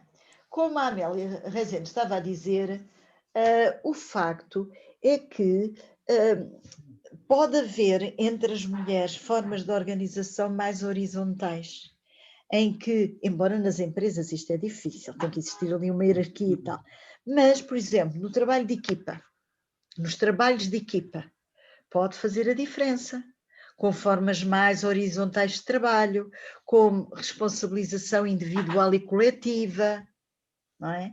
E essas coisas até se aprendem atualmente em alguns cursos de recursos humanos, dizendo que isso até traz mais produtividade para as empresas e tal, não é? Há realmente formas diferentes de fazer, de exercer também o poder e a gestão das organizações. E podem existir um conjunto de mulheres que o possam fazer, mas também vos digo, se numa administração estiver apenas uma ou duas mulheres e o resto sejam todos homens, não resulta, isso não resulta. Tem que existir uma massa crítica, não é? Tem que haver um conjunto de mulheres que depois possam ter esse poder, se quiserem. Não é apenas uma ou duas que fazem a diferença. Mas, portanto, existe essa tendência para a mulher gerir de forma diferente do homem? É o que ressalta. Aliás, Ana, tu na tua biblioteca é uma organização muito mais deste tipo, não é? Na Biblioteca de Alcântara somos maioritariamente mulheres. Dá-se esse caso, realmente, ao contrário do que acontece aqui, neste debate, começámos por ser 12 mulheres e 2 homens, e agora somos 12 mulheres e 3 homens. Por acaso, qualquer um deles, grandes colegas e grandes companheiros de equipa. Sim. Pronto, e eu se puder aqui acrescentar alguma coisa, eu penso que esta ideia da horizontalidade de que a Manuela falava tem toda a importância, porque isto significa exatamente não reproduzir um modelo que já existe e que no fundo tem muito a ver com o modelo patriarcal e machista, não é? E se quisermos também capitalista, naquilo que digamos é a sua orgânica. Nós ali o que temos procurado, e um pouco na senda de sermos uma biblioteca que tem uma vocação democrática e queremos imprimir também esses processos democráticos na gestão da biblioteca, tem um pouco a ver com isso, quer dizer, é dar autonomia e dar responsabilidade. E até agora as coisas têm funcionado bem, e de uma forma que eu penso que deixa as pessoas, homens e mulheres, neste caso, mais, ao mesmo tempo também mais satisfeitos com o seu trabalho, porque se sentem, no fundo, mais realizados profissionalmente, quer dizer, os projetos não são... são muito uma produção, digamos, coletiva, mas as pessoas, cada uma das pessoas sente que tem um papel muito, muito importante e talvez também seja um pouco por aí. Agora, o que eu penso é que se realmente não houver uma transformação profunda, e volto aqui às novas masculinidades, uma transformação profunda que não se trata só do ajudar ou do colaborar, não é? Trata-se de outra coisa bastante diferente, não é? Do assumir, de facto, uma série de papéis que, na verdade,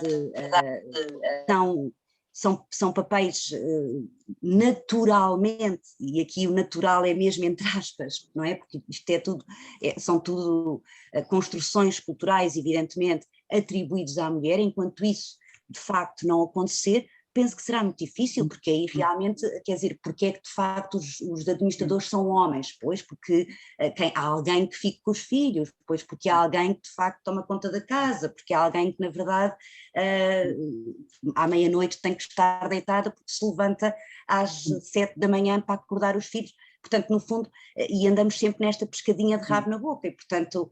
E quem assume depois esses papéis acabam por ser homens. Agora, eu tenho um filho homem, que ainda é criança, e muitas vezes penso, quer dizer, apesar de tudo, apesar destas desigualdades tão grandes, pronto, isto é uma pergunta, perdoem-me, quer dizer, isto sou já eu a partilhar convosco algumas dúvidas que tenho. Quando eu pergunto, bom, mas eu, apesar disto tudo, eu gostaria alguma vez de ser homem, quer dizer, não tem nada a ver aqui com questões de identidade, mas o que eu pergunto, a minha questão é muito, eu acho que também há uma pressão enorme sobre os homens que eu não gostaria de sentir. Pronto, apesar de tudo aquilo que temos vindo a falar, eu não gostaria também de sentir essa pressão, porque acho que é opressivo, não é? Eu sinto isso e sobretudo sinto desde que tenho um rapaz. Pronto, desculpem-me o desabafo. Ok. Zé Lousa quer falar. Diz, Zé. Ainda bem que a Manuela abordou a questão, porque o que se observa muitas vezes é que, ao fim e ao cabo, as mulheres, quando chegam ao poder, adotam nem mais nem menos do que o padrão masculino. Eu não me quero referir aos exemplos clássicos da Thatcher. Margaret Thatcher. Da Thatcher é o que salta logo, não é? Da Angela Merkel, etc, etc. Não é isso. Mas a questão que eu ponho, aliás, parece-me que a Ana Santos ia exatamente nesse sentido, é que a questão, voltamos uma vez à Revolução Meu Amor. Ou há uma profunda transformação social em que este problema fica de uma vez por todas resolvido, ou então, provavelmente, ele continuará insolúvel no quadro do hipercapitalismo em que vivemos. Portanto, o problema central aqui é a transformação social. Aliás, eu lembro que nos primórdios da Revolução Russa, quer dizer, o papel das mulheres, relativizando as coisas, deu um salto impensável no mundo do início do século XX. Depois as coisas aconteceu o que aconteceu, mas no início havia essa, ao fim e ao cabo, era a força da própria revolução, da transformação social, que ia, ao fim e ao cabo, resolver este problema e muitos outros, bem entendido. Disse. Ok. Manuela? Sou ir comentando o que acontece? Sim. Ora bem, eu acho... havia uma frase de Maria de Lourdes Pintacilgo uma entrevista que eu lhe fiz há muitos anos, sobre a questão do papel das mulheres da Revolução. E ela dizia assim: num primeiro momento, nas revoluções, as mulheres surgem e ganham visibilidade. Mas num segundo momento, quando as coisas começam a quebrar, como que elas se ausentam. Mas não é verdade, porque elas continuam lá, mas perdem a visibilidade, perdem. E nós sentimos que em determinados períodos revolucionários no mundo, citou a Revolução Russa, podemos falar também de outras revoluções, mas em que as mulheres ganharam visibilidade, ganharam lugares de poder, etc. Mas qual é o grande problema que sempre acontece? São as questões do privado.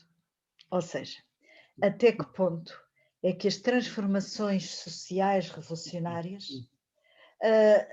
se interiorizaram nas relações sociais no privado. Ou seja, no privado, eu quero dizer, dentro das famílias, entre homens e mulheres.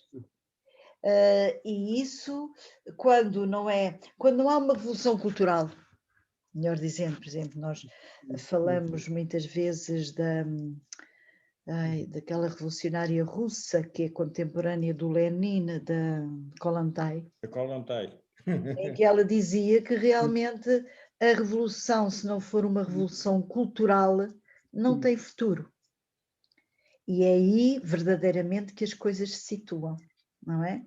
Podemos estar perante outras revoluções, perante outros momentos revolucionários, de queda deste poder e de ascensão ao poder de outras forças, revolucionárias até, mas nós sabemos que dentro das forças revolucionárias as ideias machistas, etc., continuam. A Amélia falou como é que foi o maio de 68 em França, não é?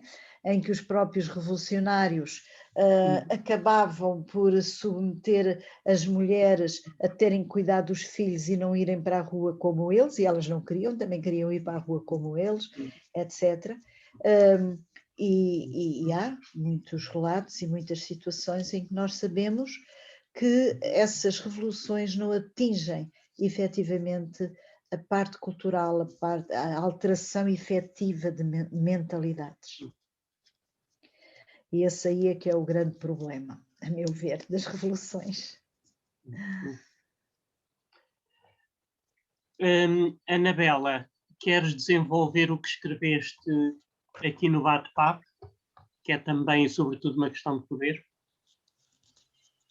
Carlos, eu não quero desenvolver muito, não gosto muito de falar, mas daquilo que é a minha experiência de trabalho com mulheres, vai lá, e aí é possível mais ou menos conseguir-se alguma horizontalidade durante um curto espaço de tempo, porque este fascínio pelo poder, fascínio pelo exercício do poder é demasiado forte.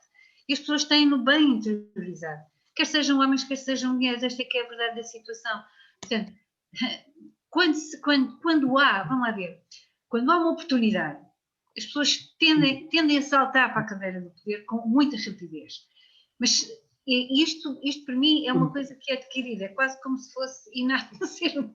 Mandar no outro, é ótimo. Dizer que eu é que digo como é que se faz e tal. Aqui, a grande questão é conseguir que alguém controle as situações e reponha reponha sistematicamente alguém que tenha algum carisma, alguém que tenha, como é que nós chamávamos entre nós? Alguém em quem as pessoas confiam e que tem carisma para tal, é uma espécie de um líder, estás a ver, uma definição de um líder quase, que é aquele que de alguma forma poderá ir repondo uma certa horizontalidade na relação entre as pessoas. Portanto, eu estou-me a lembrar de situações concretas que eu vivi, em que a determinada altura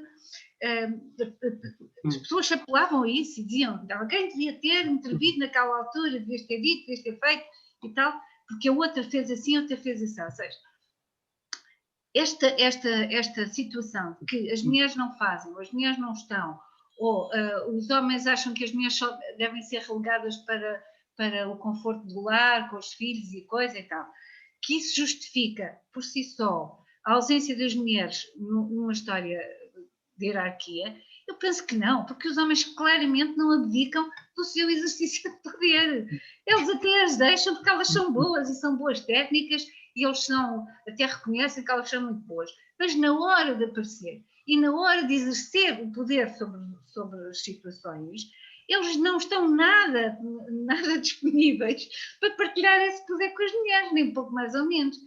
As mulheres, quando assumem o tal comportamento masculinizante, com o qual, enfim, eu não estou de acordo com isso, porque acho que há de tudo. Infelizmente, há mulheres com esquemas de poder muito bem encaixados e que são muito más. Eu também, infelizmente, tive de lidar com gente dessa. Assim que conseguem chegar ao poder, são do pior. Portanto, mesmo nas associações, organizações ativistas e tal, todo este burburinho, todo este magma está sempre a sair aqui, ali e acolá. Portanto, eu acho que aqui, mais do que outra coisa qualquer, nós temos que aceitar que isto é o grande motor destas coisas, é o controle, é o exercício do poder, é o protagonismo, e que o que há que haver é uma enorme vigilância cidadã e humana sobre estas situações, e que alguém esteja sistematicamente a questionar e a repor, dentro do possível, uma horizontalidade nas relações. Era só isto que eu queria dizer. Muito obrigada. Muito bem, Anabela, muito bem.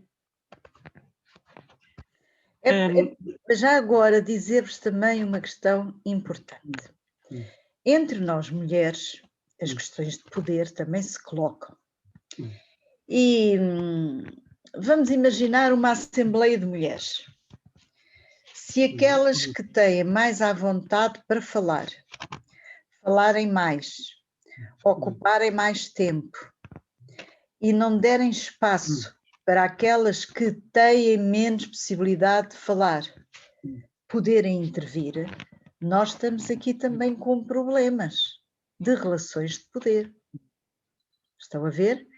Entre as mulheres também se pode colocar estas questões. Como é que se dá espaço ou não para que outras possam falar?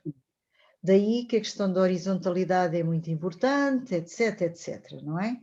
Mas nós às vezes temos esses problemas nas assembleias da UMAR. Agora é tudo presumo, não é? Mas no tempo em que eram presenciais, às vezes até chegavam a formar grupos de trabalho para que as mulheres que falam menos pudessem falar nesses grupos e pudesse haver espaço para todas elas. E não para aquelas que vão apresentar isto, vão apresentar o outro, que são sempre normalmente as mesmas, dando pouco espaço a outras ativistas para falarem. Isto também se coloca, estas relações de poder, temos que ter isso em consideração. Amélia? Diz, Amélia. Mas tens que ligar o microfone. Okay. Pronto.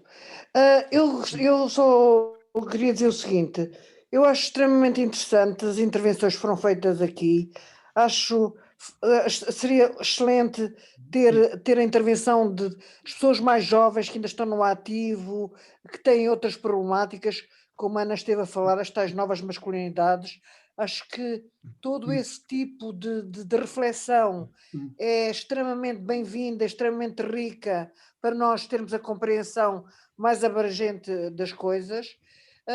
Eu sei que nós não vamos ter tempo, eu só queria, quer dizer, como eu, certamente as pessoas teriam outras questões aqui, eu gostava de ver referido, não vamos ter tempo, mas eu só queria dizer, por exemplo, eu conheço um grupo de homens jovens, quer dizer, estamos a falar entre os 40 e 40 e tal, que têm grupos de consciência masculinos, porque se acham, já neste momento, acham-se intimidados com as novas posturas das mulheres. Isto é muito curioso, e quer dizer, por exemplo, no que toca a mim, nas intervenções que têm comigo, são extremamente agressivos porque eu me digo como feminista, e portanto isso é uma espécie de uma ameaça. Portanto, isto é um fenómeno curioso, ponto 1. Por outro lado, também achava interessante nós situarmos face ao movimento do Me Too, das denúncias, dos assédios, de quem é vítima, quem é o agressor, qual é o papel disso. Isso é uma coisa que começou agora a discussão, também gostava de ver isso discutido. Outra coisa que eu também gostava de ver, tenho visto em determinados camaradas, e não só homens, mas também mulheres, quer dizer, uma crítica ao feminismo, como se o feminismo fosse uma questão fraturante. O feminismo não tem em conta a linha a luta da luta de classes suficientemente e é fraturante e por isso enfraquece, etc. Portanto, esse tipo de questões eu gostava, além das outras várias que podíamos falar. Portanto, eu faço aqui um apelo a ver se a biblioteca pode renovar e fazermos mais uma ou duas sessões que seria extremamente interessante com uma ordem de trabalho com várias questões destas. Pronto, era isto que eu gostava de dizer. Amélia, era muito interessante que nós pudéssemos, numa futura sessão, e fica um desafio para a biblioteca e para o Omar, de falarmos sobre as correntes dos feminismos na história, como é que essas correntes se foram posicionando e porquê é que existe ainda esta ideia de guetização do feminismo. Ou seja, que o feminismo é uma coisa, como dizia a Amélia, fraturante, que está contra os homens, etc, etc. Eu penso que nós, à medida que formos percebendo que existem diversas correntes feministas, acabamos por entender que esses receios que os homens têm, e mulheres até na sociedade, que não se querem identificar como feministas, tudo isso pode ser desconstruído, não é? E é importante vermos isso. E fazermos um debate sobre essas correntes, com várias vozes, etc., é mesmo importante, porque nós na UMAR também temos às vezes esses debates, não é? Ao fim e ao cabo, sobre feminismos, que tipo de feminismo nós somos, não é? Que tipo? Porque existem vários grupos feministas na atualidade, aos quais nós não podemos dizer que não existem, porque existem e têm as suas ideias próprias e temos que ver como conjugar tudo isto, como debater numa forma de solidariedade para podermos também avançar. Isso foi uma das questões que colocou. O Me Too. Bem, o Me Too parte realmente de uma classe especial de mulheres, não é?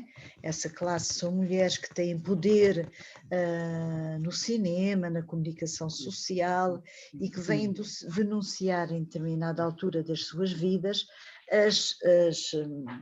os assédios, as coações sexuais, etc., de que foram vítimas. A vinda desse movimento teve também oposições em França por parte de algumas feministas francesas, etc. A meu ver, sem muito sentido, mas não podemos deixar de dizer que este é um movimento que parte de uma determinada elite, certo?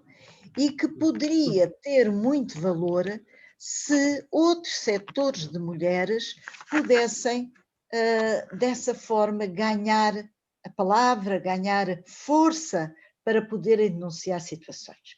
Porque situações de assédio já existiam no século passado, nas fábricas de conservas, por exemplo, em Setúbal. Lembro-me do livro de uma nossa amiga, que é a Alice Brito, que... A noite passada. Não, é outro. A noite passada. Não, acho que é um outro. Bem, ela já tem vários... As Mulheres na Fonte Nova. É, exatamente, As Mulheres na Fonte Nova, onde ela caracteriza como é que aquelas operárias das fábricas de conserva eram assediadas, eram até violadas pelos patrões e pelos filhos dos patrões. Portanto, há muitas situações de assédio sexual. Se este movimento Me Too servir para que essas denúncias venham mais ao de cima, é muito importante. No entanto, em Portugal, só ultimamente, agora há pouco tempo, é que algumas mulheres, também da mesma elite, acabaram por fazer essas denúncias. Denúncias que não têm o nome, com exceção de 1 ou 2 casos, de quem é que foram os agressores. Mas eu também as compreendo, porque elas, segundo aquilo que elas diziam, é necessário que estas situações sejam discutidas e não fulanizadas, não é? Portanto, discutidas no que diz respeito, que é que isto é realmente grave, é uma violência muito grave sobre as mulheres, e muitas ficam caladas por diversos motivos. Portanto, este movimento tem a sua razão de ser, não é? Mas se ele não tiver reflexo a outros níveis... No entanto, nós hoje já encontramos jovens, não só nas universidades, como em escolas, etc., que relatam situações de assédio, até por parte de professores, até por parte de colegas ou outras pessoas, e houve também uma grande confusão entre o que é um piropo, não é? E o que é o assédio, não é? E o que é sedução e o que é o assédio. Mas isso já está clarificado.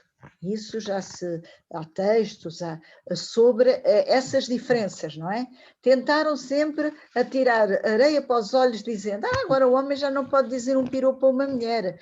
Eu agora não te posso dizer que trazes uma camisa bonita. Não, não é isso. Não é? O problema aqui é sempre o consentimento, não é? É sempre se a mulher está ou não disposta a isso. Se ela consente ou não, ou se acha que essas alusões a ferem e a violentam. Portanto, há neste momento também uma maior predisposição. Inclusive, na Assembleia da República foi apresentada uma proposta de lei, já não sei por quem, para que a violação fosse crime público. E a Assembleia não aceitou. Aqui temos outra vez o problema das mentalidades. Há quem diga que pode ser assim, mas eu vejo uma situação de assédio ou de violação e como é crime público eu posso denunciar. E depois a mulher não querer. Mas a mulher tem sempre a possibilidade, aliás, como acontece na violência doméstica, de poder dizer depois que não quer. O que acontece é que o processo avança na defesa dessa mulher. Se essa mulher não quiser continuar, não continua. Portanto, não há problema em relação a isso. Agora, quanto mais visíveis ficarem estas situações, não é? Quanto mais visíveis nós pudermos ter instrumentos para que as coisas não passem ao lado e sejam devidamente tipificadas, acho que é mesmo muito importante. Ora bem, faltam 8 minutos para as 20 horas.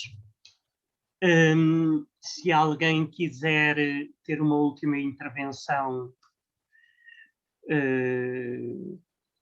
faça favor.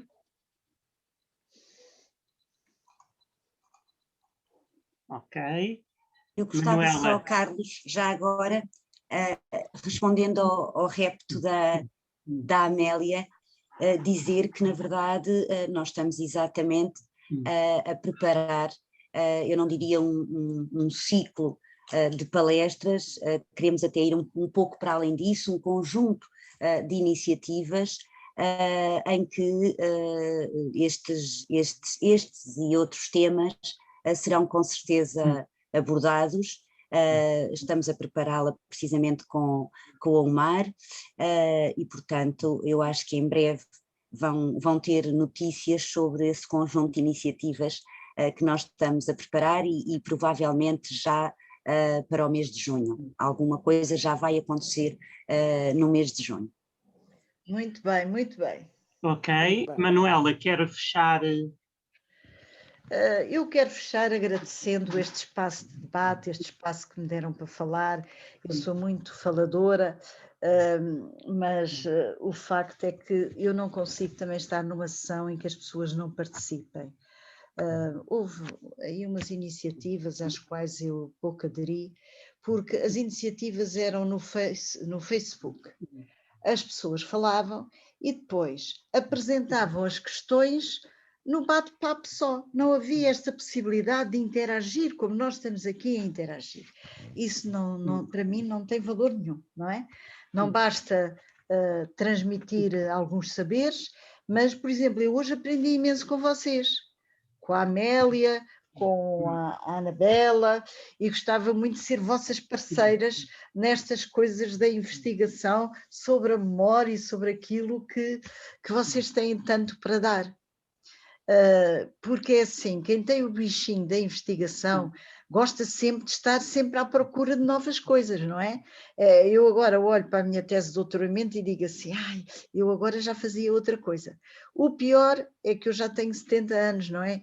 E já não tenho a vitalidade que tinha noutros tempos. Mas se algumas destas jovens forem estimuladas, ou outras companheiras que estão aqui, para pegarem nestas questões, é mesmo muito importante. Nós podemos fazer com que a memória seja um bem muito precioso para a história dos feminismos e das mulheres em Portugal. Portanto, tudo o que pudermos contribuir é bom, e eu agradeço imenso ao Carlos Ventura, que no outro dia me telefonou, preocupado, como é que nós íamos fazer as coisas, e pelos vistos não saiu muito mal, pois não, Carlos? E também... Acho que foi uma belíssima sessão. E agradecer muito à Ana Santos e à Joana, que estiveram em conjunto a programar tudo isto. Muito bem. Então, eu quero lembrar que no último dia deste mês, dia 31 de maio, haverá mais uma tertúlia. Desta vez será com David Amado, presidente da Junta da Freguesia de Alcântara, onde esta biblioteca está sediada, e vou pedir-lhe que ele nos explique o que é uma Junta de Freguesia, sendo que há 8 anos as freguesias ficaram diferentes. Alcântara até ficou mais ou menos com os mesmos limites, mas houve freguesias que cresceram imenso e em certa medida, às vezes diz-se que as freguesias, com essa reforma, passaram a ser mini câmaras municipais, pequenas câmaras municipais. É certo que passaram a ter mais competências. E eu vou perguntar-lhe também se as freguesias perderam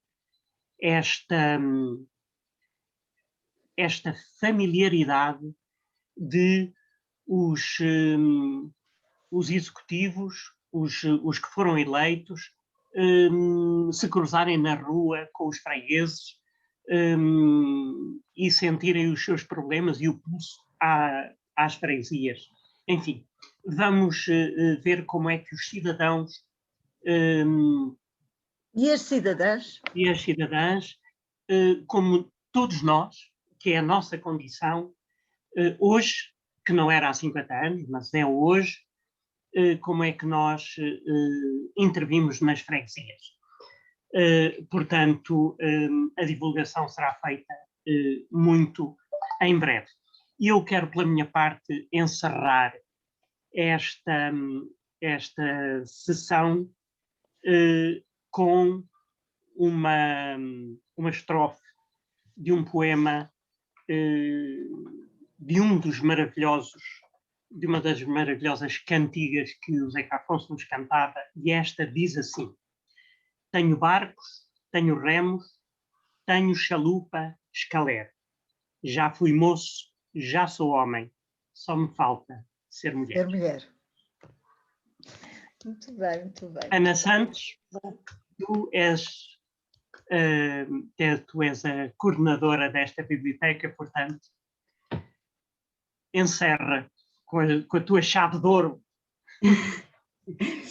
Não, agradecer a todas, a todos esta sessão, da qual gostei particularmente. Um imenso obrigada à Manuela Tavares, um abraço enorme à Joana, à Olímpia, a todas as pessoas fantásticas que aqui fizeram também a sua intervenção, à Amélia, à Anabela, e a ti, Carlos, o obrigada de sempre, E como vos digo, muito em breve também teremos a nossa conferência Cidadãs, Cidadãos, Cidadania no dia 31, como o Carlos já referiu, em relação a estes temas.